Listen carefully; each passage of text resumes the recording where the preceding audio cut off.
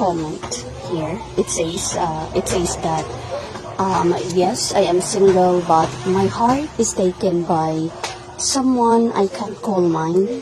I choose to love in silence. I feel no rejection.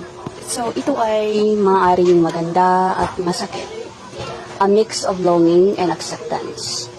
Since hindi ka nakakaramdam na rejection, siguro in love ka in a secret or a quiet love. At hindi alam ng taong yun na may nakakagusto or may in love sa kanya. You choose to love in silence, but there is a peace. You're at peace, you find fulfillment in loving without expecting anything in return. Alam mo, okay lang yan. Okay lang na makaramdam ka ng ganyan. And your feelings are valid. What you experience was something unique. And you are going to explore your feelings further, okay?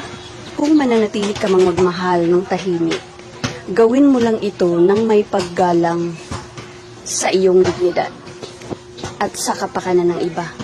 Ano man ang magiging pasya mo, ang mahalaga ay may tapang kang harapin ang bawat araw. May malinis na intensyon at pagmamahal sa